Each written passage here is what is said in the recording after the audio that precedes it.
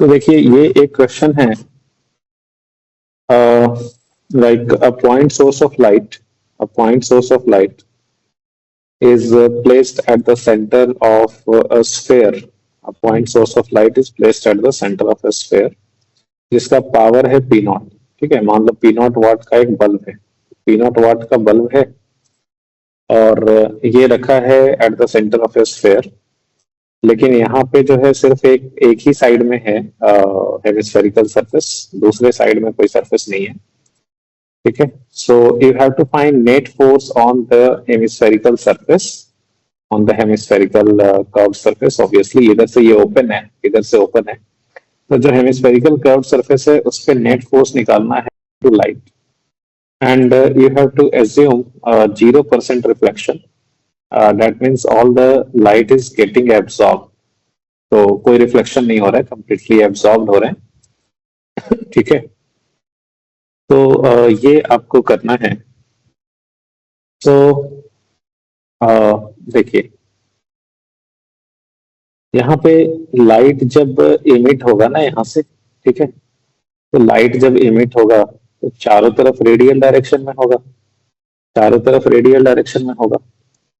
तो radial direction में होगा तो यू कैन से कि हर एक हेमिस्फेरिकल सरफेस के हर एक पार्ट से, हर एक छोटे छोटे पार्ट से जो जब लाइट इस पे इंसिडेंट होगा तो it will be incident in a perpendicular to the surface.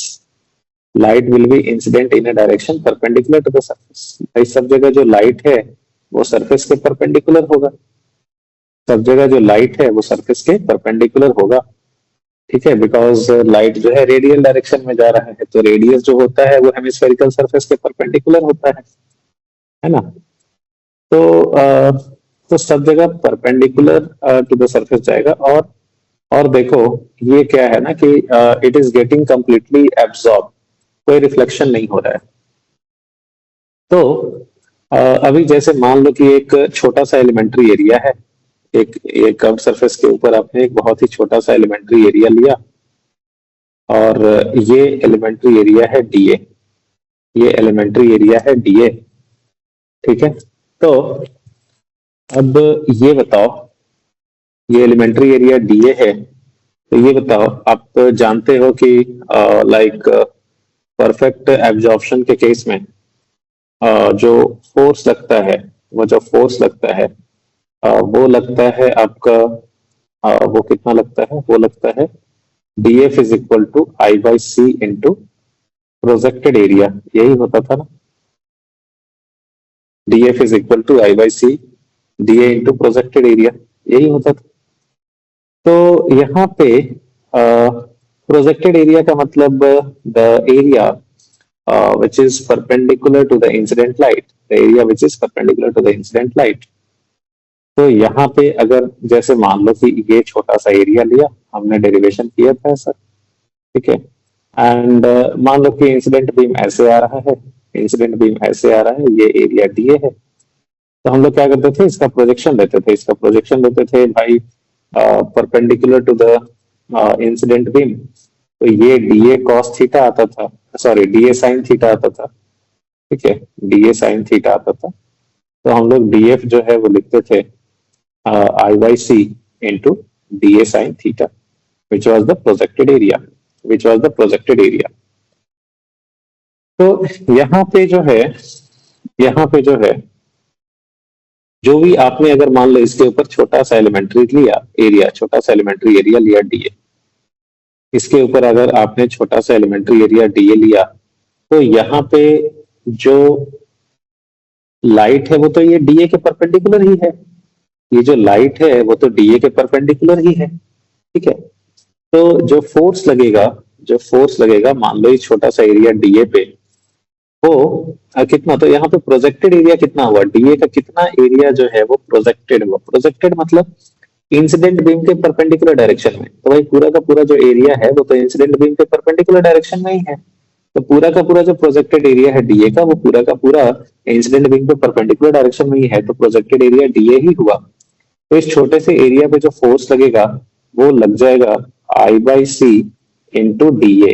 Projected area DA का डीए ही होगा, बिकॉज पूरा का पूरा डीए जो है वो लाइट बीम के परपेंडिकुलर डायरेक्शन में ही है।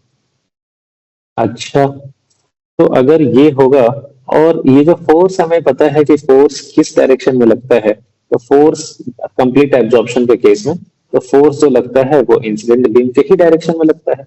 जिस डायरेक्शन में इंसिडेंट बीम आ रहा है उसी डायरेक्शन में फोर्स लगता है। तो जो डीएफ लगेगा इस पे वो इंसिडेंट बीम के ही डायरेक्शन में लगेगा। तो यहाँ पे छोटा सा एरिया है तो इस पे डीए लगा इधर।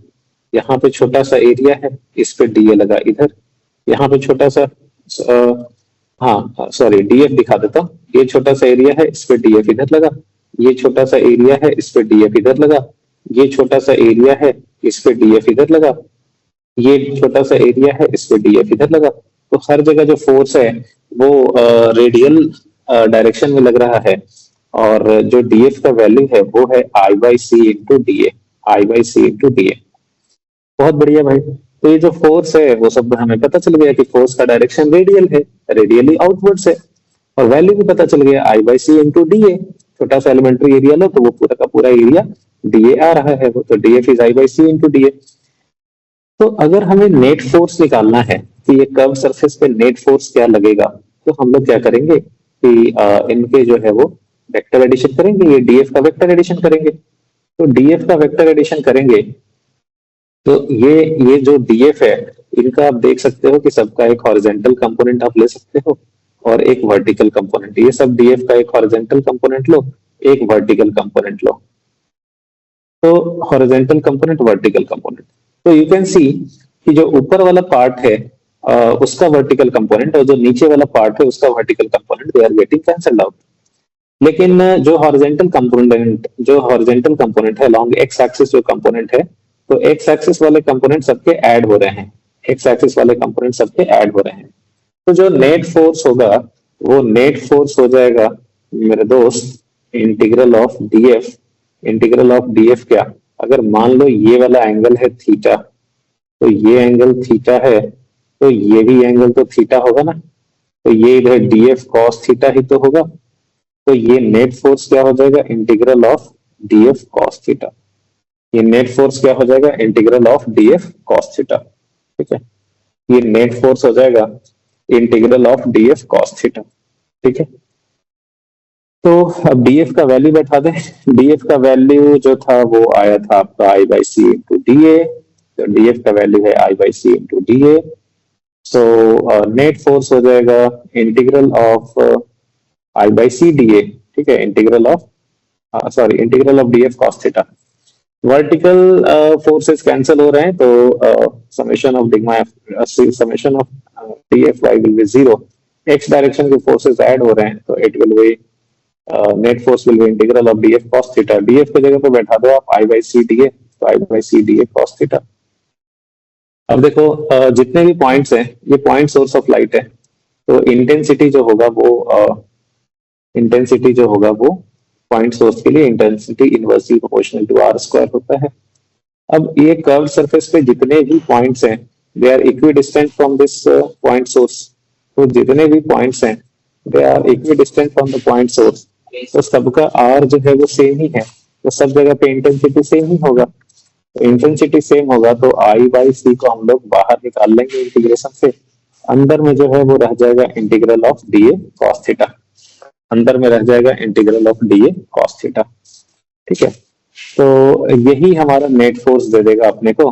और integral D A cos theta की अगर मैं बात करूं तो integral D A cos theta क्या होगा यार।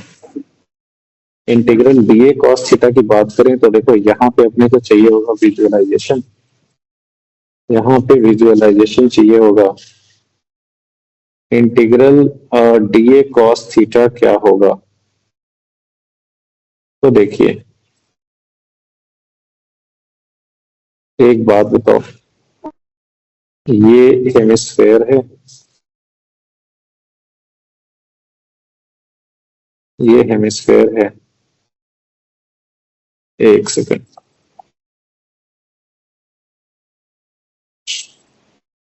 इसको मैं ऐसे कर देता हूँ।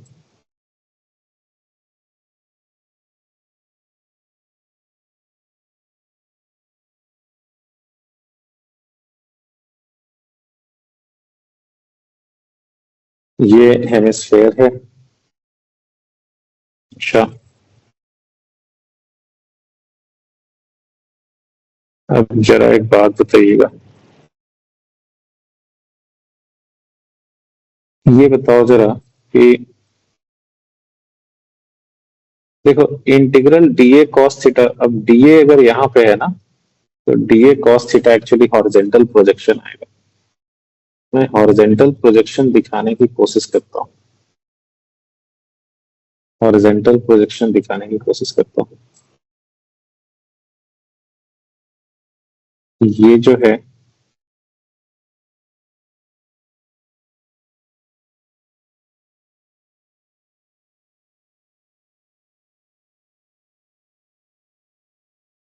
ये जरा देखना, ये जरा देखना भाई, एक सेकंड।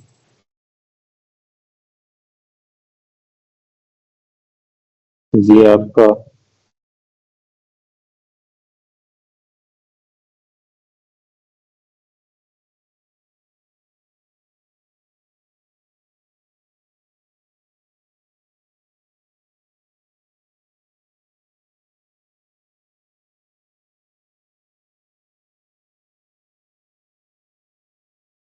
ये जरा देखिए,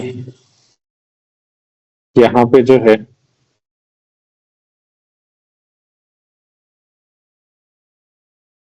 अब देखो, आपने यहाँ पे छोटा सा एरिया लिया था, यहाँ पे आपने छोटा सा एलिमेंट्री एरिया लिया था, तो ये छोटा सा एलिमेंट्री एरिया लिया था डीए, ठीक है। तो छोटा सा एलिमेंट्री एरिया लिया था डीए, तो इस पे जो फोर्स लगेगा, ये इंसिडेंट बीम के डायरेक्शन में लगेगा, तो इस पे ये फोर्स लगा इधर डीएफ, ये एंगल है थीटा। तो इसका जो, ये एरिया का जो हॉरिजेंटल कंपोनेंट होगा ना, ये क्या देगा, ये थीटा है, ठीक है। तो ये एरिया का हॉरिजेंटल कंपोनेंट क्या देगा, जैसे आप ऐसे समझो कि आपका ये, लाइक यहाँ पे अगर टेंजेंट ड्रॉ करोगे ना, ऐसे टेंजेंट ड्रॉ करोगे, अगर टेंजेंट ड्रॉ करोगे, तो यहाँ पे ये एरिया जो है वो कुछ ऐसे है, यहाँ पे एरिया जो है वो कुछ ऐसे है, ठीक है।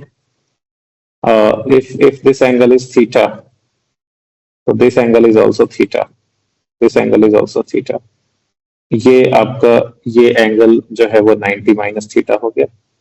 इसका हॉरिजेंटल प्रोजेक्शन जो है वो ऐसा होगा, देखो, इसका हॉरिजेंटल प्रोजेक्शन जो है ये ऐसा होगा, ये वाला एरिया आएगा। इसका हॉरिजेंटल प्रोजेक्शन ये नीचे में आएगा ऐसे, तो इसका जो हॉरिजेंटल प्रोजेक्शन आएगा ना, वो यहाँ पे आएगा ऐसे, यहाँ पे आएगा ऐसे, छोटा सा, छोटा सा ये आएगा, ठीक है। अब एक बात बताओ, ऊपर का जो पार्ट है, ऊपर की बात कर रहे हैं, ये ऊपर वाला पार्ट, सिर्फ इसकी बात कर रहा हूँ, तो सिर्फ इसकी बात कर रहा हूँ, ये सिर्फ ये आधे पार्ट की, ये आधे पार्ट की बात कर रहा हूँ। तो इसका प्रोजेक्टेड एरिया क्या होगा, जरा ध्यान से देखना। इसका प्रोजेक्टेड एरिया ये नीचे में जो बन रहा है सेमी सर्कल, ये नहीं होगा क्या, इसका प्रोजेक्टेड एरिया क्या ये नीचे का सेमी सर्कल नहीं होगा। और ये कितना हो गया, ये आपका सर्कल का आधा हो गया, pi are square by two, pi are square by two, ठीक है। तो अगर ऊपर वाले हाफ की बात करें, तो integral of D A cos theta जो है, integral of D A cos theta, ये आपका आ गया pi are square by two, ठीक है। अच्छा, लेकिन मेरे दोस्त एक बात बताओ, सिर्फ ऊपर वाले का डी ए कॉस थीटा थोड़ा ही जोड़ना है, नीचे वाले का भी तो D A cos theta add होगा ना, नीचे वाले के लिए भी तो D A cos theta add होगा, इसका भी तो डी एफ कॉस थीटा इधर लग रहा है, इसका भी तो डी एफ कॉस थीटा इधर लग रहा है, तो ये भी तो ऐड होगा। तो भाई नीचे वाले के लिए भी लिखना पड़ेगा अपने को। तो अगर ऊपर वाले के लिए integral D A cos theta, ऊपर वाले हाफ के लिए पाई आर स्क्वायर बाई टू है, तो नीचे वाला अगर हाफ लेंगे ना, ये अगर हाफ लेंगे नीचे वाला, तो ये हाफ अगर लेंगे नीचे वाला भाई, तो क्या होगा ना, ये क्या होगा कि इसका भी प्रोजेक्शन यही वाला एरिया आएगा, यही पाई आर स्क्वायर बाई 2 आएगा।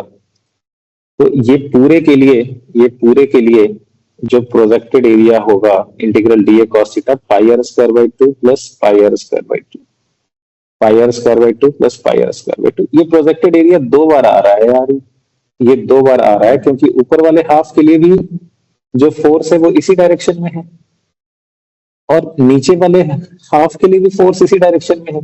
तो ऊपर वाले का अगर integral d F cos theta करेंगे ना आप, ऊपर वाले का अगर आप integral D A cos theta करेंगे तो ये आ जाएगा इतना।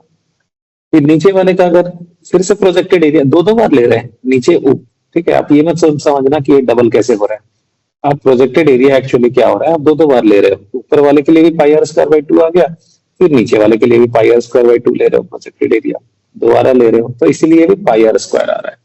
प्रोजेक्टेड एरिया तो मैं समझ रहा हूँ, आप सोच रहे हो कि sir half pi are square by 2 ही तो होगा प्रोजेक्टेड एरिया, वो सही बात है, पाई आर स्क्वायर बाई 2 ही है प्रोजेक्टेड एरिया। लेकिन हमें जो है, जब मैं integral d F cos theta कर रहा हूँ तो ऊपर वाले भी फोर्सेज ऐड हो रहे हैं, तो उस समय भी integral D A cos theta का टर्म आएगा जो कि पाई आर स्क्वायर बाई 2 आ जाएगा। और नीचे वाले भी फोर्सेज ऐड कर रहे हैं तो उस समय भी integral D A cos theta का टर्म आएगा जो कि पाई आर स्क्वायर बाई 2 आ जाएगा। तो इसीलिए ये ऐड होकर के ऐसा आ रहा है, ठीक है, इसीलिए ये ऐड होकर ऐसा आ रहा है। तो integral D A cos theta यहाँ पे जो है ना, ये हम लोगों का हो जाएगा, ये हो जाएगा pi are square by 2 plus pi are square by 2। तो ये पाई आर स्क्वायर हो जाएगा और यहाँ पे जो है पाई आर स्क्वायर हो गया। तो अब क्या करोगे आप, ये नेट फोर्स में, नेट फोर्स कितना आया था भाई अपना, देखो नेट फोर्स आ गया था I by C integral D A cos theta. Integral D A cos theta की जगह अपने को पाई आर स्क्वायर लिखना है, तो ये हो जाएगा I by C into pi are square, I by C into pi are square. अब इंटेंसिटी क्या होगा मेरे दोस्त, इन इंटेंसिटी होता है energy per unit perpendicular area per unit time, जो कि होता है power per unit perpendicular area. तो power per unit perpendicular area, अभी देखो यहाँ से जो लाइट निकल रहा है ना वो तो चारों तरफ जा रहा है, तो चारों तरफ जा रहा है तो इसका जो एनर्जी है वो लाइट, जब ये लाइट यहाँ पे पहुंचा तो इस साइड में भी तो पहुंचा, तो पूरा स्फेयर पे एक साथ पहुंच रहा है वो। ये मत सोचना कि हेमिस्फेयर है तो हम सिर्फ हेमिस्फेयर का ही एरिया लेंगे, भाई हेमिस्फेयर एक साइड में है, ठीक है, बट तुम लाइट को दूसरे साइड जाने से थोड़ा ही रोक रहे हो, तो उसका जो एनर्जी है वो तो डिस्ट्रीब्यूट पूरे 4 पाई आर स्क्वायर में हो रहा है ना। तो इंटेंसिटी के लिए यहाँ पे परपेंडिकुलर एरिया जो है वो 4 पाई आर स्क्वायर लेंगे, ना कि 2 pi are square. 2 pi are square लेने की गलती नहीं कीजिएगा। तो एनर्जी पर यूनिट एरिया हो गया power, power by energy per unit time हो गया power, power by perpendicular area, so this is P not by 4 pi are square.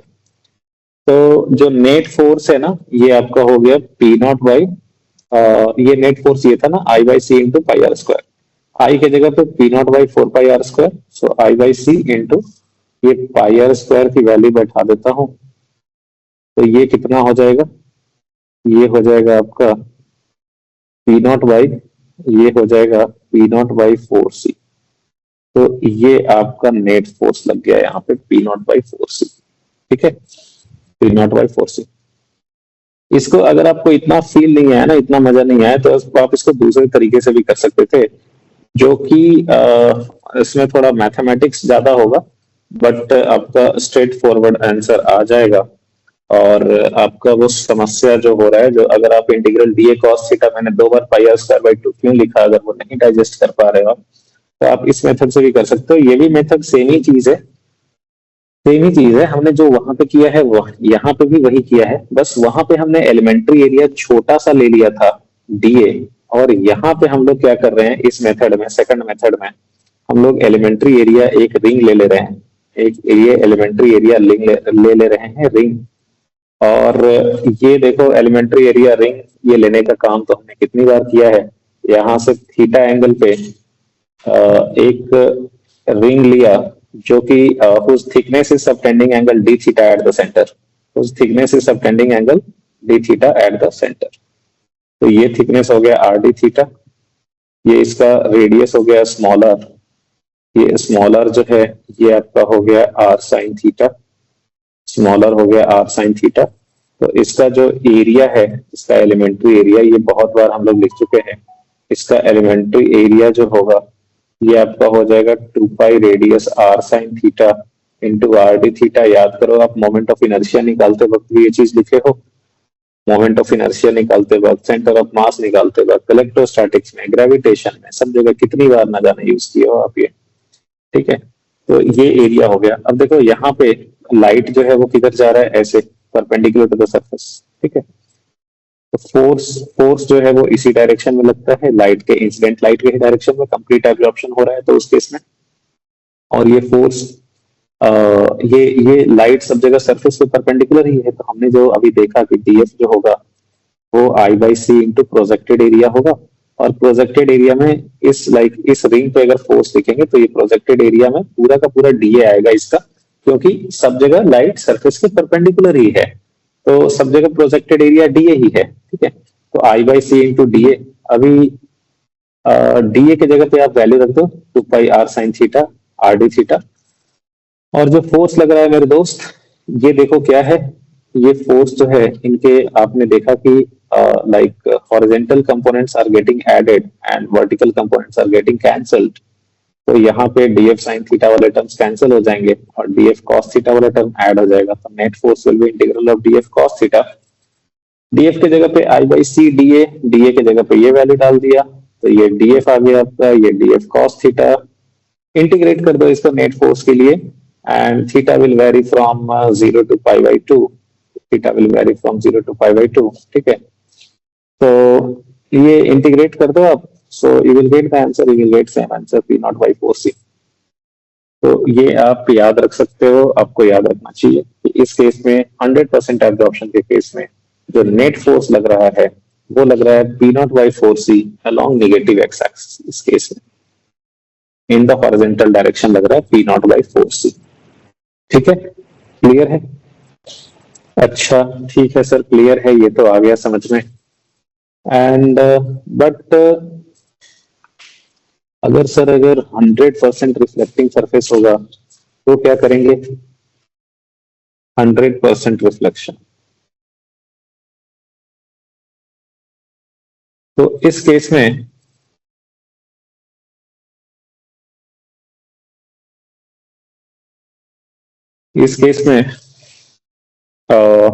जो है what will be the net force on the hemisphere.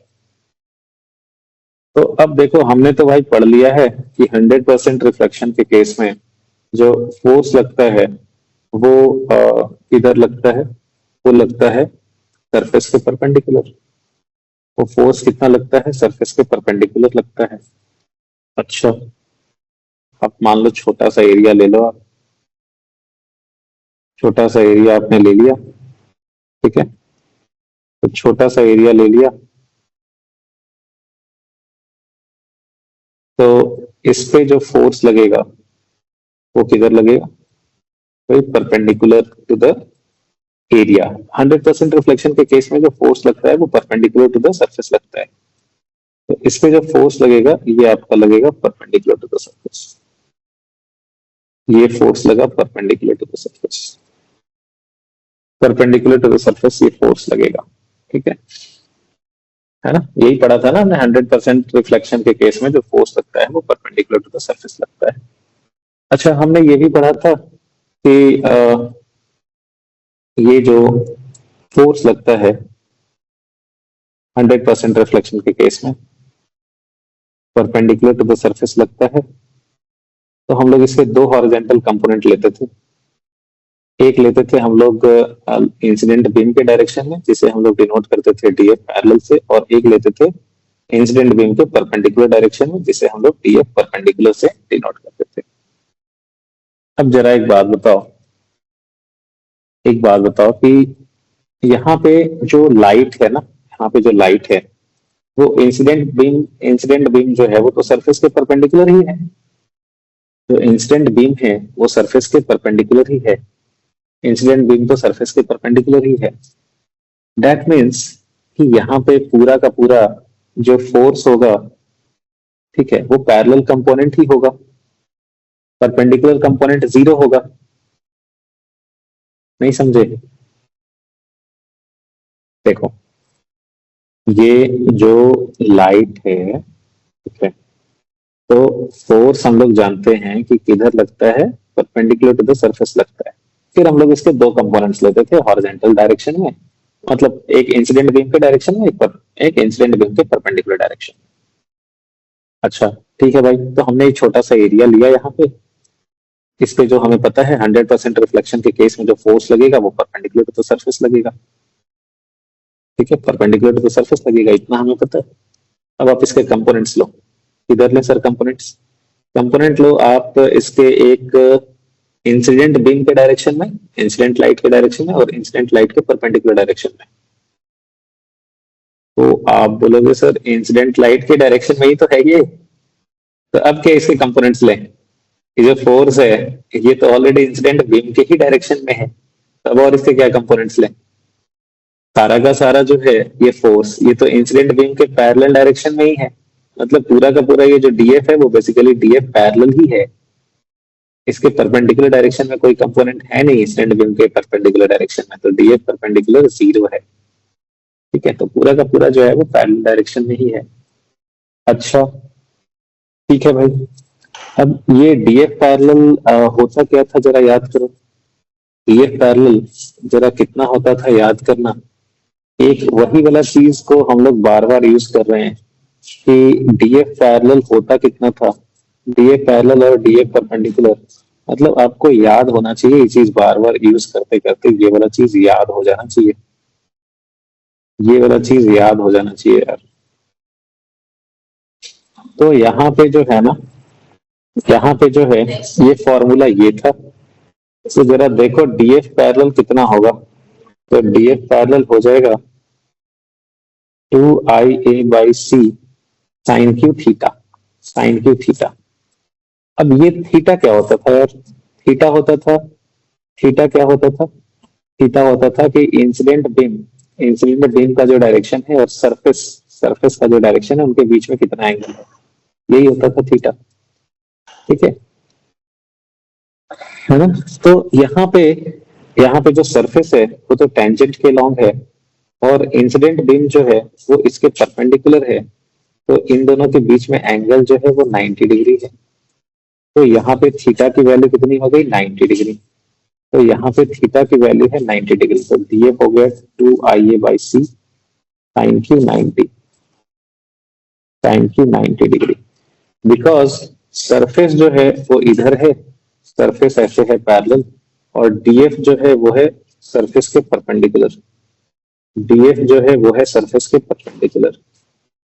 ठीक है। हाँ, incident beam, sorry, incident beam और surface के बीच का एंगल, तो ये तो 90 है। इंसिडेंट बीम इसी डायरेक्शन में है, तो ये साइन की 90 हो गया ये।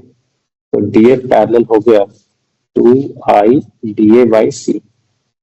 2IA/c, यहाँ पे मैं ए की जगह डीए लिख देता हूँ। ए की जगह पे यहाँ पे आएगा ये डीए। अच्छा, 2IA/c।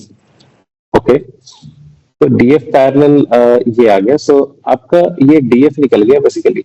ये तो पूरा का पूरा तो डीएफ पैरेलल ही तो डीएफ है, यहाँ पे परपेंडिकुलर कंपोनेंट तो है नहीं। तो डीएफ आपका आ गया 2I/c डीए।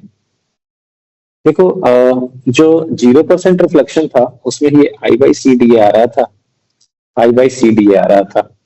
अब एक बात बताओ, अगर ये एंगल है थीटा, अगर ये एंगल है थीटा तो ये भी थीटा, तो जो नेट फोर्स होगा, जो नेट फोर्स होगा यहाँ पे, ये कितना हो जाएगा? नेट फोर्स हो जाएगा F net is equal to integral d F cos theta. तो ये हो गया इंटीग्रल डीएफ कॉस थीटा। तो इंटीग्रल डीएफ की जगह पे आप डाल दो 2I/c, ये डीए, ये डीएफ की जगह आ गया, तो डीएफ कॉस थीटा। तो यहाँ पे नेट फोर्स आ गया 2I/c, और इधर आ गया इंटीग्रल डीए कॉस थीटा। अभी हम लोगों ने अभी अभी देखा था कि इंटीग्रल डीए कॉस थीटा जो होता है इस केस में, ये आपका πr² / 2 प्लस πr²/2, ये हमारा आया था πr²। तो यहाँ पे एफ नेट कितना हो जाएगा, ये हो जाएगा 2 आई के जगह पे, आई के जगह पे P not by 4 pi r square intensity के जगह पे डिवाइडेड बाई सी और integral D A cos theta की जगह पे पाई आर स्क्वायर। तो ये कितना हो जाएगा, ये आपका हो जाएगा P not by 2 pi r square c into pi are square.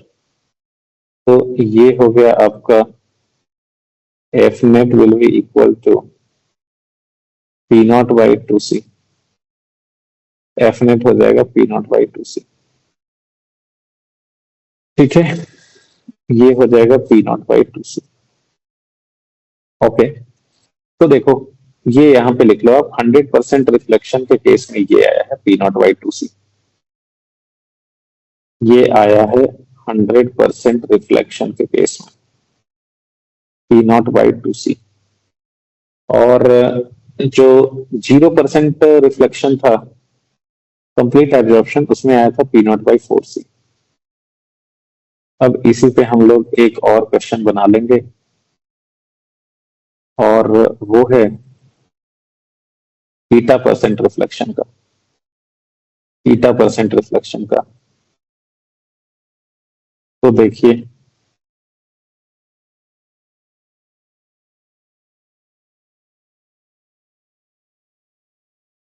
ये यहाँ पे कर लो आप बीटा परसेंट रिफ्लेक्शन,